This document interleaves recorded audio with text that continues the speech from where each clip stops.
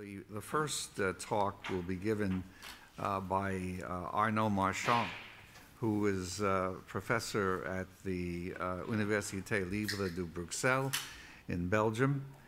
Arnaud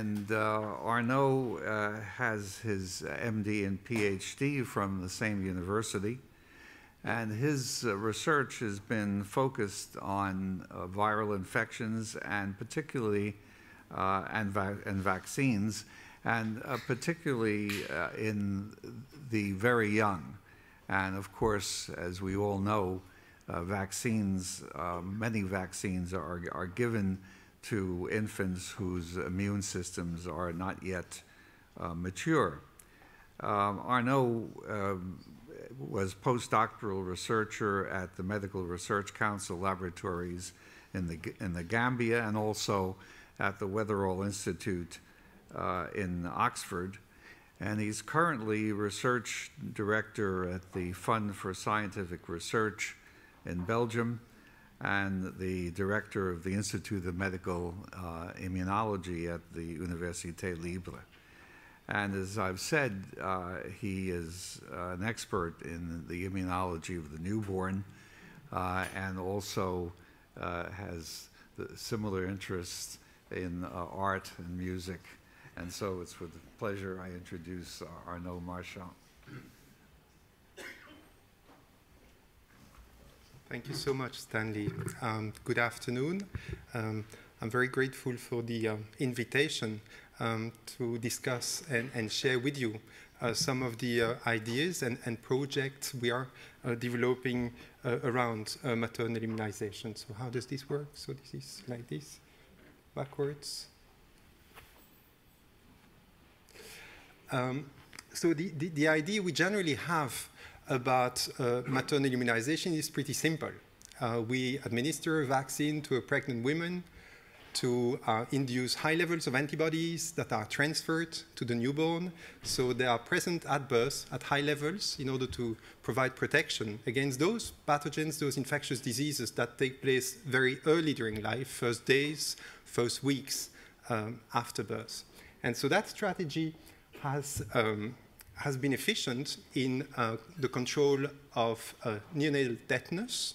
The implementation of maternal immunization against tetanus has had a marked impact on the incidence of this disease, and a number of countries now have eradicated neonatal tetanus.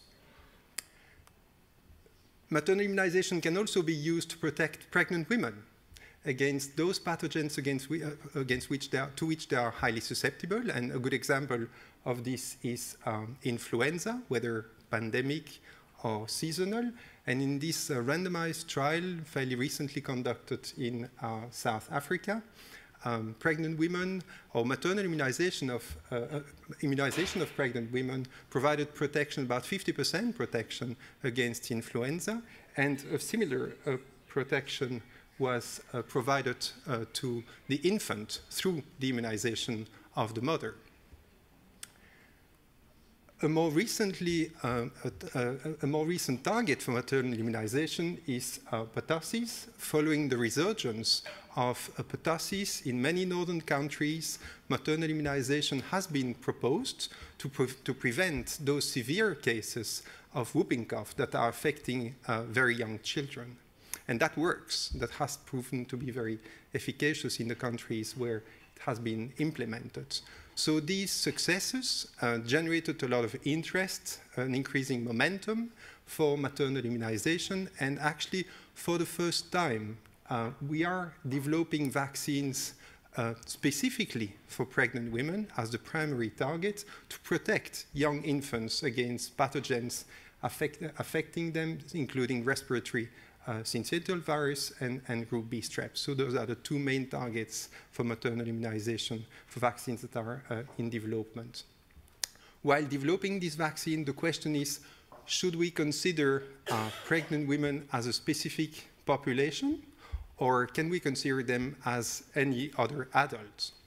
And in some ways, pregnant women are like other adults, but in many ways, they are unique. And this uniqueness has a lot of implications for maternal immunization, both in terms of clinical research and also in terms of implementation. At the safety level, administering a vaccine or any drug to a pregnant woman raises concerns about the safety of the fetus and the outcome of the pregnancy. Yet the classical risk-benefit approach is probably not sufficient for the ethics of maternal immunization, and it seems more and more that an interest-based approach would favor the possibility that pregnant women would decide on the acceptability and the potential interest of immunization for their unborn baby. I will discuss the implications in terms of immunobiology. And so the 2 points I would like to make are that pregnancy is associated with dynamic changes, is a period during which immune phenotypes, immune states dynamically change, and we are starting to understand how this could impact vaccine responses. And the second point, perhaps as important, is that maternal and infant immune phenotypes are linked. They are correlated. And so this suggests that if there is a window of opportunity in infancy for immune health for life, probably we should open that window more broadly and include pregnancy. And in the slide that Dr. Verma showed this morning, the human march cartoon, you've seen that the march started with a toddler, right? And not with a pregnant woman. Maybe it should start with a pregnant woman, and that would allow also a woman to make it into the picture. Good. So this is the plan. This is what I will be talking about. And actually, when you think about maternal immunization, it's important to realize that the idea is not new. And actually, it's one of the first discoveries in immunology. The idea that we can protect infants' offsprings by immunizing during pregnancy or during lactation was actually discovered by Paul Ehrlich at the end of the 19th century. And actually what he did was to immunize a number of species during pregnancy, during lactation, showed protection against toxins, and he showed that this was associated with, this was correlated with the production of antibodies. Actually, according to Art Silverstein, this is the first description of the kinetics of an immune response ever. So it's really back then.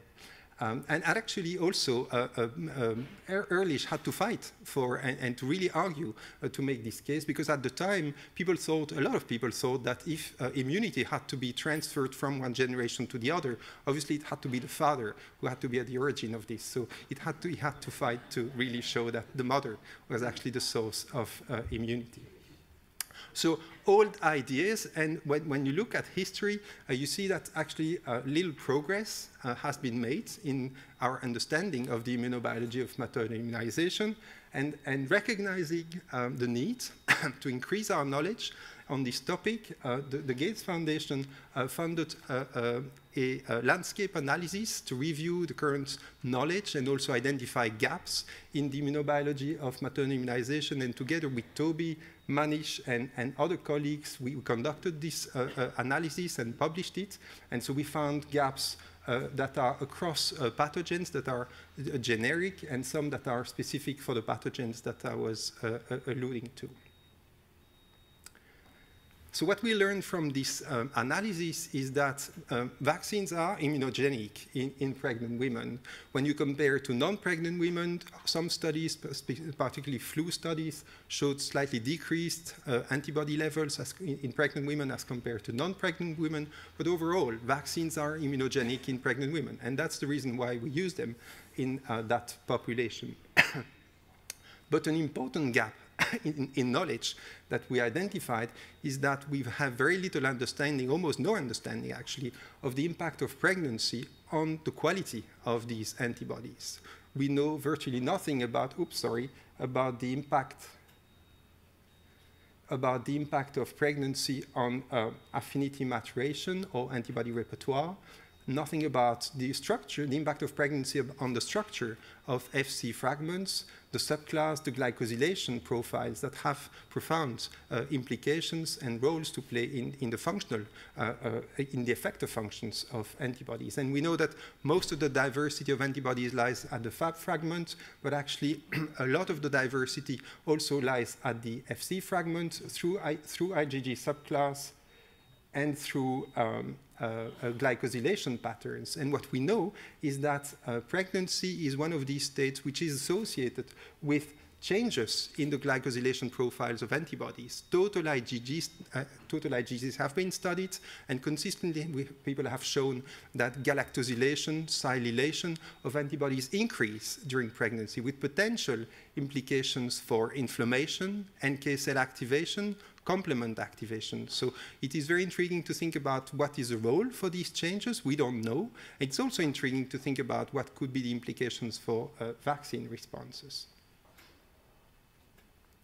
We also know that antibodies are transferred across the placenta through syncytial trophoblasts. They are binding to the neonatal Fc receptor within endosome at acidic pH, and that binding prevents degradation from of the IgGs. What we don't know is what happens, what allows the IgG to cross the stroma and also the fetal endothelium. And because these cells don't express the neonatal Fc receptors, but do express other Fc gamma receptors, it's likely that these receptors are involved. But we really have to learn about these processes. They remain poorly understood. There is selective transfer of IgGs across the placenta, IgG1s being the most transferred, IgG2 the least transferred.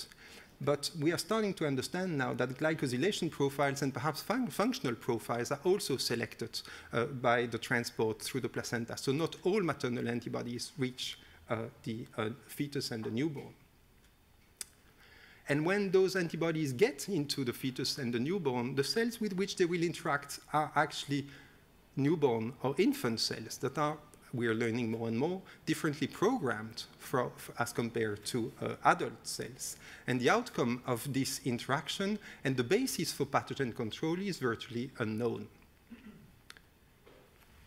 Another outcome of having high levels of maternal antibody in an infant is vaccine interference. For a number of vaccines, high levels of maternal antibodies in the cord blood or in the infant blood are associated with decreased vaccine response in the infant. Again, the basis for that process is largely not understood. The model that's favored today is a model that involves binding of the maternal antibody to the Fc gamma receptor 2b at the level of the naive B cells, which would trigger a negative signal and would decrease the production of antibodies by plasma cells. So many gaps. Limited understanding of how maternal antibodies function in the infants, about the way they are transferred across the placenta, and also about the best way we could induce optimal antibodies in the pregnant woman. But if these gaps look actually pretty big, they're probably only a fraction of the complexity and the landscape of the links of the parameters that link maternal and infant immunity. The Gates Foundation, together with other institutions, are increasingly recognizing that the health of the infants is very strongly linked to the health of the pregnant woman, of the mother. And if a healthy mother is more likely to give birth to a healthy child, a vulnerable child is much more likely to be born to a diseased mother. And because these diseases affecting infants are largely infectious diseases, it can be proposed that immune fitness of the pregnant woman is a key determinant of immune fitness of the child, and that interventions could positively impact immune fitness of both the pregnant woman and the child. And so that allows us to identify a number of windows of opportunities: the pregnancy itself, the transfer of the immunity, the infancy, but perhaps most importantly, the integration of the pregnant woman and the infant, the mother-infant diet.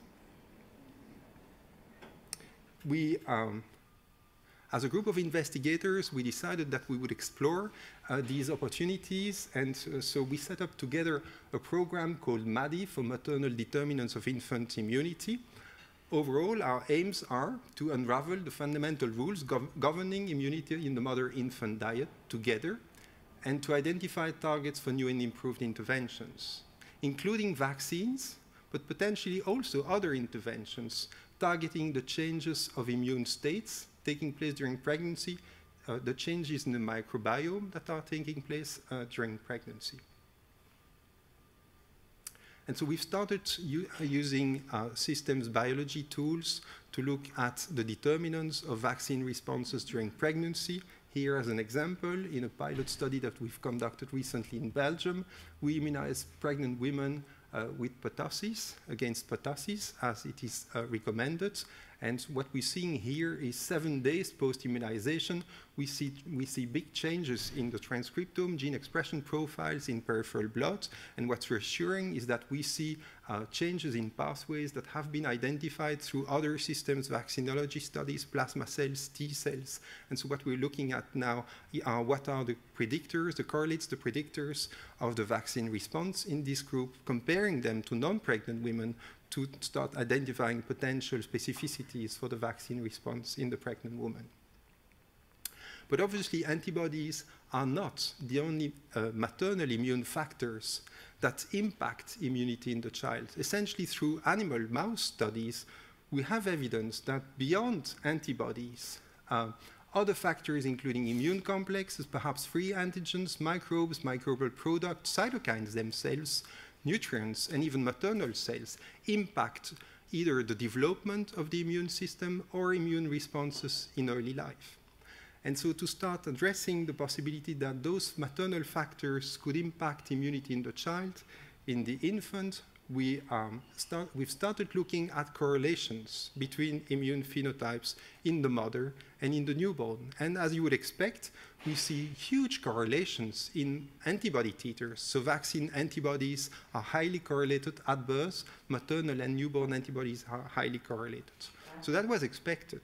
What was less expected and actually quite surprising was that immune phenotypes, so the phenotype of innate cells in peripheral blood, are also very correlated. Here we're looking at the expression of CD40, a marker of monocyte activation, at the level of classical monocytes in mothers and infants, and we see high correlations at birth. We see persistent correlations at 6 months of age, and this is under physiological state. It is also true in diseased conditions in HIV-infected mothers and their babies. And we've started exploring further these correlations, looking at the proteome, serum proteome of mothers and babies, and we see massive correlations. We see in some cohorts dozens of proteins that are correlated, in some cohorts hundreds of proteins that are heavily correlated at birth between the mother and the infants. Many of these proteins are immune proteins, and some of them are actually candidates for the regulation of the myeloid cells and the phenotypes that we see in peripheral blood. So why do we think, or what is the evidence that these correlations might be important? Actually, some of this evidence comes from a recent study that we conducted recently in babies born to HIV-infected mothers. So these babies are not themselves infected by the virus, but the literature indicates that they have, despite the fact that they are not infected with HIV, they have an increased susceptibility to infection. So we wanted to look at what were the determinants of this susceptibility in this prospective cohort. So this is about 250 children. And so we're comparing the incidence of hospitalization for infection during the first year of life in HIV-exposed and infected, HEU, children, and HU, so HIV unexposed, to the controls. And what you see is that these HIV-exposed children have about twofold increased risk of being hospitalized for infection during the first 3 months of life. And the main determinant, the major risk factor for hospitalization for infection was the time at which antiretroviral therapy was initiated in the mother.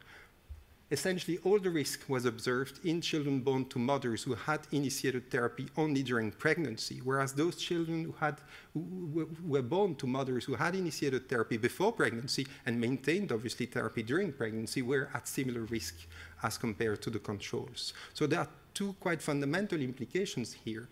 The first one is that maternal health matters for the health of the infant. And the second is that you can intervene. By controlling the viral infection, you can improve the outcome of the child. Next, we thought, can we identify immune markers that are associated with this clinical phenotype or clinical outcome? As you may expect, we saw immune activation in HIV-infected mothers, and the highest activation was, again, as you may expect, observed in those mothers who initiated therapy later, so during pregnancy. What was less expected was that this immune activation was also seen in their newborn.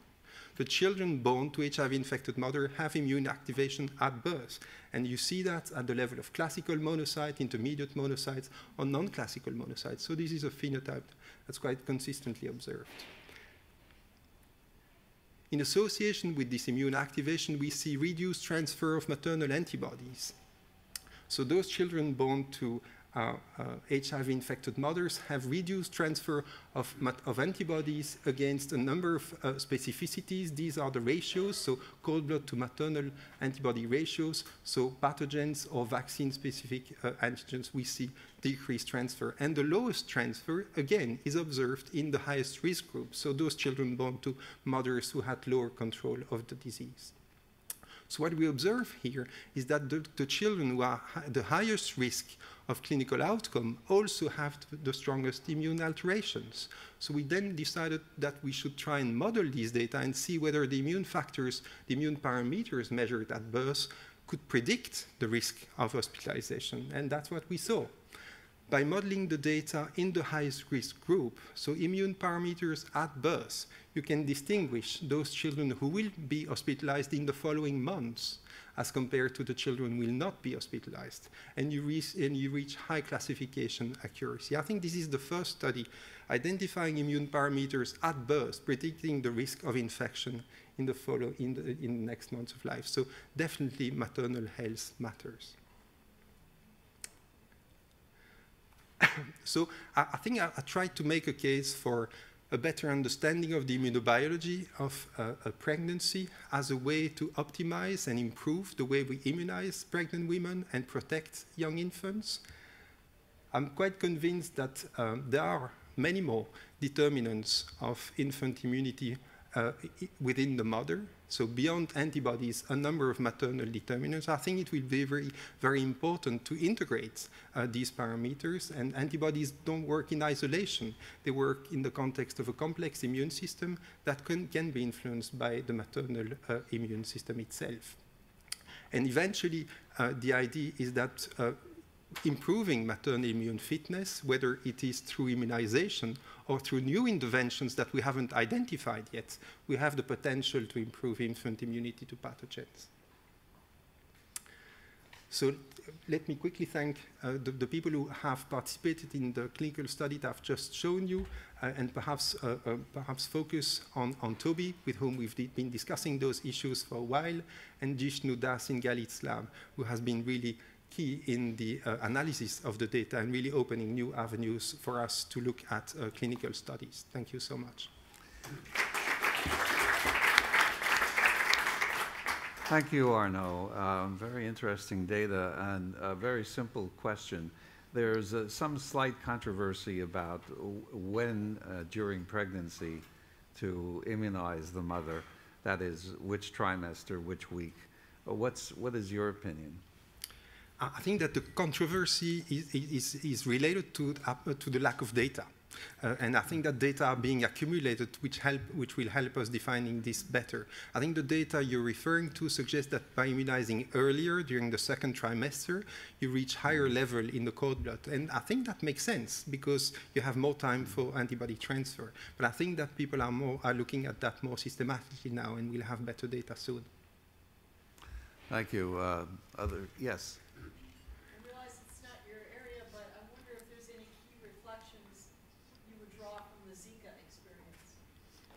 In terms of?